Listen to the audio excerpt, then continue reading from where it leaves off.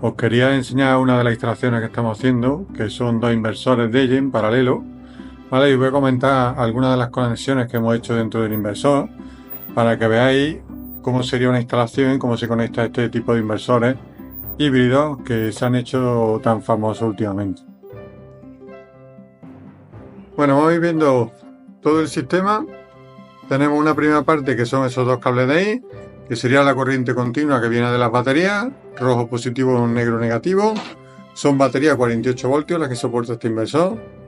Y aquí tenemos el módulo donde va conectada la corriente continua de las placas, que va conectado, si vemos por debajo, con su MC4, ¿vale? Sus dos MC4 que se conectan aquí, positivo y negativo.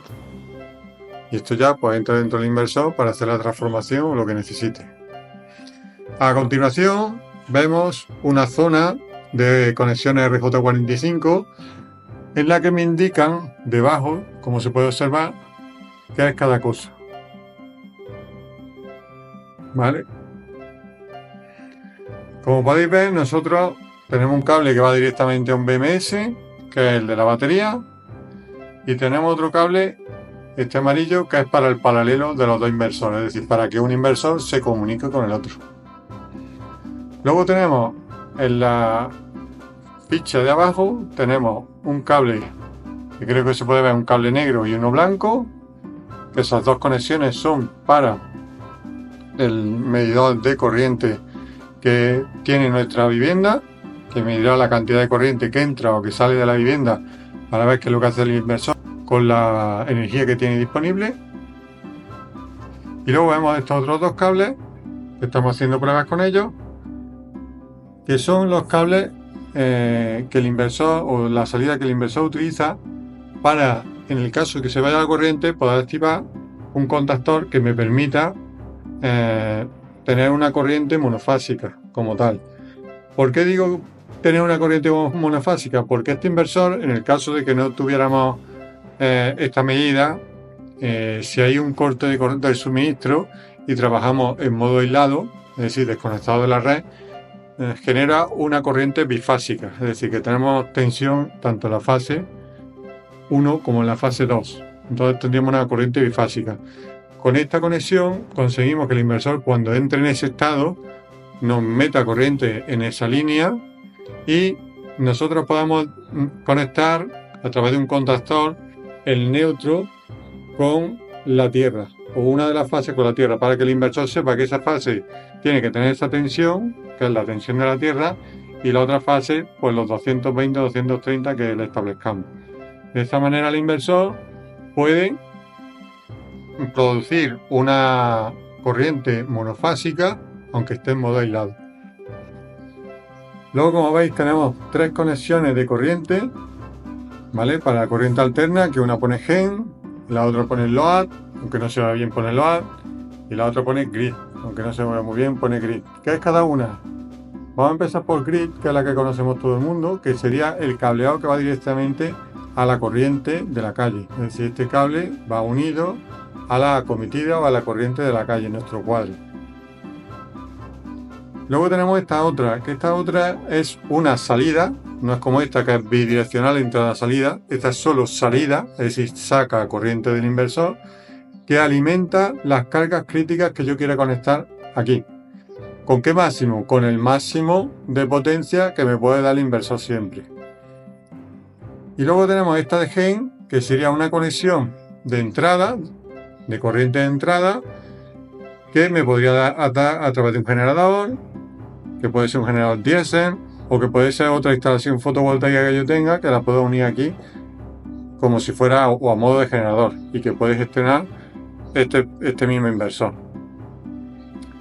Y en el otro inversor que tenemos en paralelo, pues tenemos lo mismo, conexión de batería, tenemos conectado un string también de placa, tenemos el cable del paralelo para conectar un inversor con otro y que se entiendan y que sepan qué es lo que están haciendo de manera conjunta.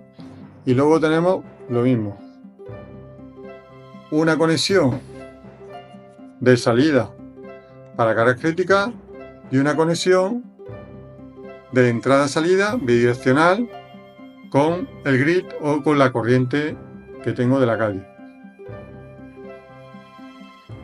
¿Qué configuraciones tendríamos que tener en cuenta de cara a tener dos inversores en paralelo? Pues una de las importantes es decirle al inversor que está funcionando en paralelo. Esto lo hacemos en la función avanzada y le vamos a decir que estamos funcionando en paralelo y que uno es el maestro, por ejemplo este es el maestro, fase A, es decir, que estamos en la misma fase, entonces tenemos que poner los dos inversores funcionando de la misma forma.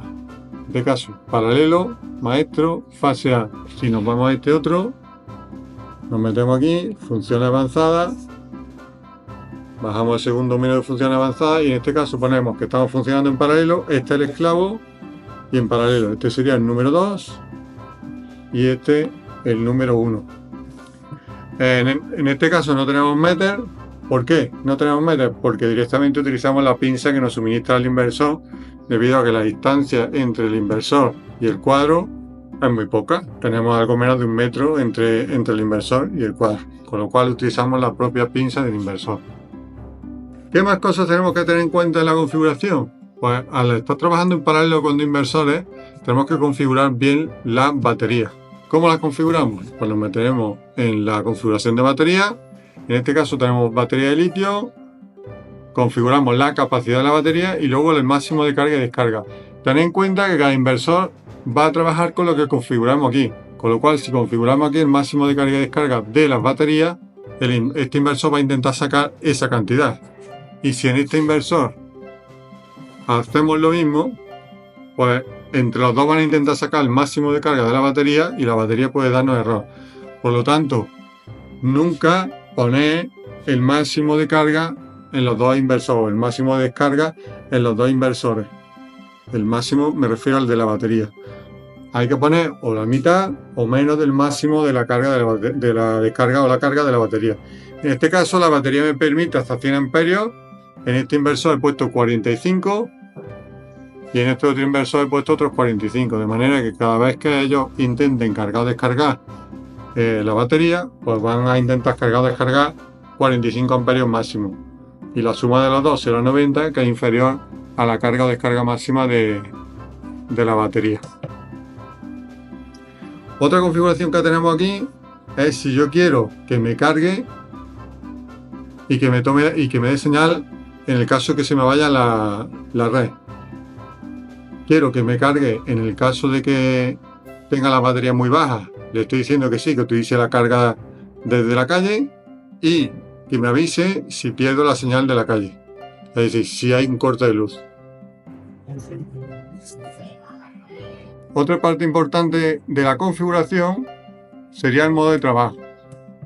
Al modo de trabajo estamos dentro del System World Mode y en el segundo menú. En el segundo menú especificamos cómo queremos que trabaje el sistema dependiendo de las circunstancias. En la columna esta de Grid Chart le estamos diciendo que me cargue la batería si hiciera falta, pero ¿cuándo? Cuando esté por debajo del 35% dentro de estos horarios, que en principio es todo el día. Es decir, que si la batería estuviera por debajo del 35%, que me la cargue con la corriente de la calle. Si no, pues no hace nada. Simplemente funciona con un funcionamiento normal.